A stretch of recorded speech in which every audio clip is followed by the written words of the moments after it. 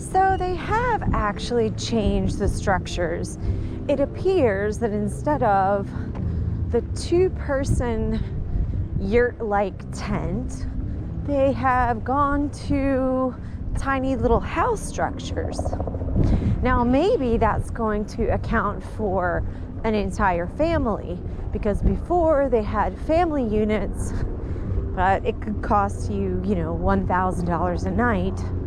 And so maybe they made a tent structure that's $500 a night, like some kind of discount. I stayed in a two-person tent, and it was a yurt-like structure, which I do see some of those. And I think it was $150 a night. But I want to show you when I awoke in the morning what my view was. So my tent was right here where these structures are, which are new this year. And then when I woke up, this was my view. And when I went to sleep, this city was completely lit up.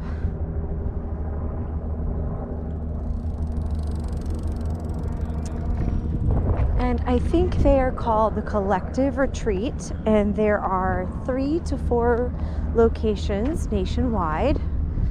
I don't know about worldwide, but this is totally new, and I guess they're really preparing for families needing a place to go so that there's more space as people start to travel again. Because this is open air, this is a great way for a family to come together. And here is the Statue of Liberty.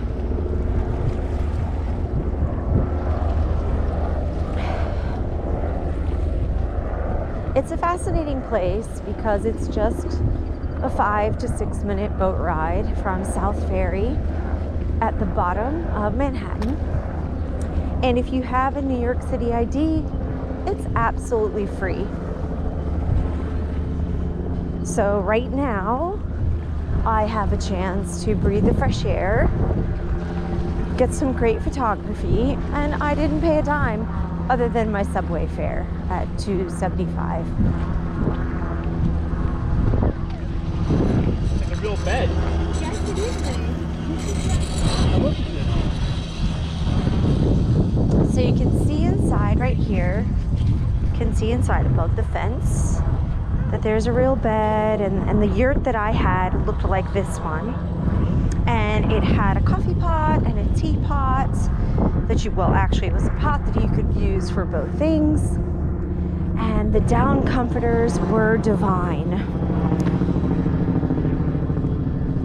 Absolutely heavenly. And I absolutely will never regret my experience here because I felt compelled. And what's interesting is that thankfully it is open now, but one can really never know whether, like when you feel compelled to do something, you don't know, that might mean because you won't be able to do it again. And I think all of us who are travelers and wanderers, I think that we could have never known that our travel would be restricted. And I hope that we all savored our last monumental vacation. I hope we savored every second of it. So you can see right here that it's a full compound, and it's a full compound, and it is called the Collective Retreats. And you can see that there's a lodge right in front. There's a lodge where you have dinner. There's a bar. You can see some hammocks. They play cornhole. At night, they do s'mores over the open fire. And here you have it, Collective Retreats.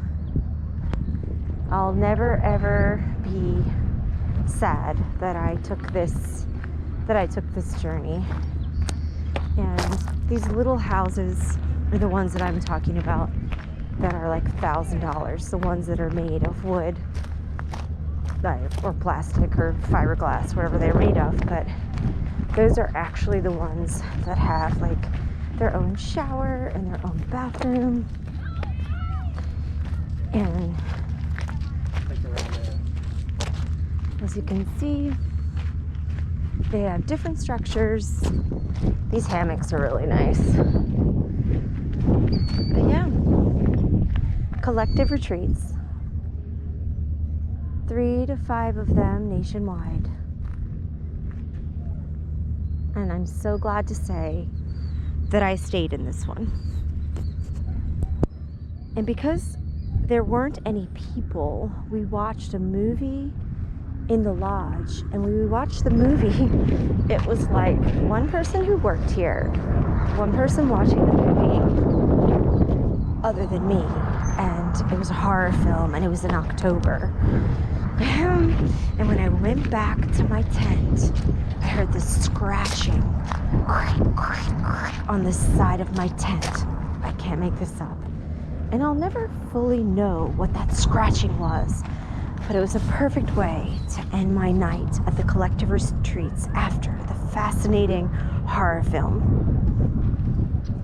And I'm not really sure what the film was, but it was very scary. So, and then to have creak, creak, creak. Maybe it was a rat, maybe it was a person, maybe it was a ghost. I'll never know. But it certainly made the trip even more delightful, as I felt like I was in my own independent horror film.